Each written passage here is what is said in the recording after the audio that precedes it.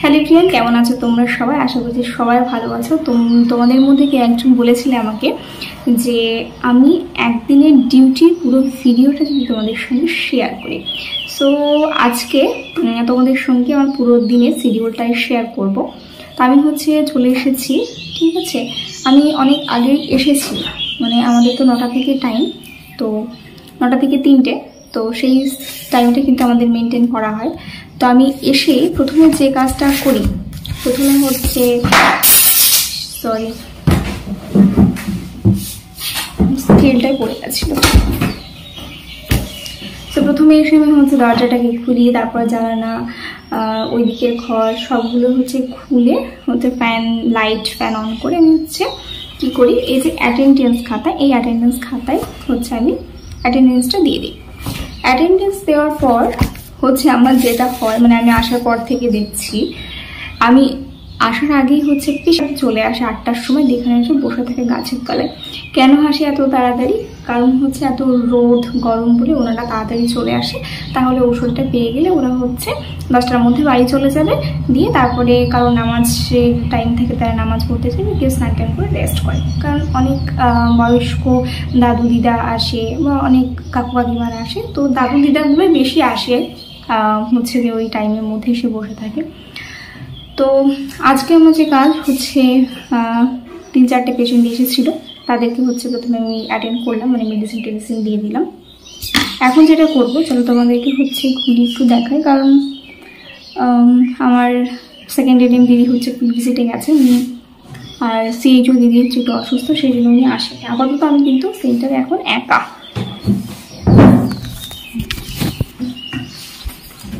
আমার সেন্টারের জানালার এটা পিছনে ভিউ, তোমরা দেখতেই পারবে, দেখো ভিউটা।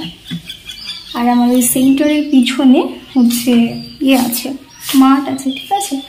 আর এইটা দেখছো, এটা আমার টেবিল। এখানে মেডিসিন আমার থাকে না, কারণ যেহেতু সিএইচও দিদি নেই, সুতরাং এই মেডিসিনের ব্যাপারগুলো আমাকে দেখতে হচ্ছে, তাই সমস্ত মেডিসিন নিয়ে এসে আমি আমার টেবিলে রেখে দিয়েছি। আর এখানে আমার খাতাপত্র আছে, এগুলো একটু মেনটেন করছিলাম, ঠিক আছে। আর ওখানে আমি ব্যাগটা রেখেছি। আর এখানে ওটা আমার টেবিল, আর এটা সেকেন্ড এডিএম দিদির টেবিল।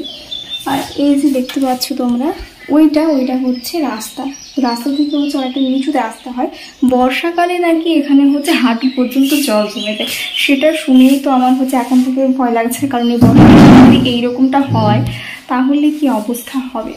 যাই হোক, তো এখন আমি একটু গুছিয়ে নিই, ঠিক আছে। আর কি করি না করি প্রত্যেকদিন, মানে আমি ছোটো ছোটো ক্লিপ নিয়ে রেখেছি, সেগুলো এই ভিডিওতে তোমাদের সঙ্গে শেয়ার করবো, ওকে।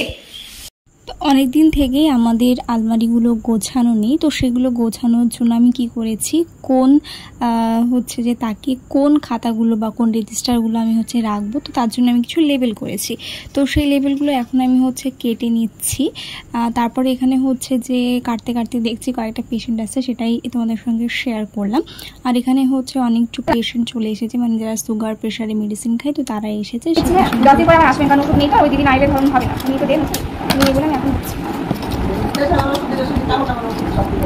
আপনার তো একটাই ব্যাপার, যাদের প্রেশারটা অনেক বেশি হয়েছে তাদের তো এটা খেতে হবে, না হলে বেশি হয়ে যাবে, তো সব সময় না খেতে হবে। ডাক্তার যখন বারণ করবে আপনাকে যে আপনি এখন খাবেন না, তখন আপনি বন্ধ করতে পারেন, কিন্তু হঠাৎ করে বন্ধ করে দিলে তখন প্রেশারটা বেড়ে যাবে, তাহলে হবে না, নিয়মিত খেতে হবে, তবে তো কমবে।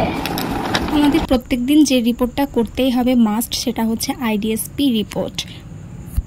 তো মেনলি এই পেশেন্টটা প্রেশারের জন্য মেডিসিন নিতে এসেছিলেন, তো তাছাড়া ওনার জ্বর ঠান্ডা লেগেছে, তো উনি সেই জন্য মেডিসিন চাইছিলেন, তাই মেডিসিন ওনাকে সেই মেডিসিনগুলো দিলাম। আর আমার একটা খাতা থাকে, সেই খাতা মেনটেন করতে, সেটাও করে নিলাম। আর এই যে একটুখানি আমাদের আলমারিটা গোছানো শেষে প্রচণ্ড খিদে পেয়ে গেছিলো, তাই এখন হাত মুখ ধুয়ে একটু জলটা খেয়ে নিলাম। আর এখন আমি টিফিনটা খেয়ে নেব, মানে টিফিন বলা চলে না, লাঞ্চই বলা চলে, কারণ এখন প্রায় 1:45 মতো বাজছিল। তো আমি খাচ্ছিলাম, আর এদিকে আমার সেকেন্ড এডিএম দিদির সাথে একটু গল্প করছিলাম। গল্প বলতে যে ইনফরমেশানই আদান প্রদান চলছিল এখানে, ভাবছিলাম, মানে জিজ্ঞেস করছিলাম যেটা ওটা কোথায় কোথায় রাখবো। তারপরে দেখো আবার খাওয়া দাওয়ার শেষে এই আলমারিটা গোছানোর জন্য লেগে পড়েছি। দেখো সমস্ত কিছু বার করেছে, এত অগোছালো লাগছে, তো সত্যিই তাই, কোনো কিছু গোছাতে গেলে কিন্তু অনেক পরিশ্রম করতে হয়।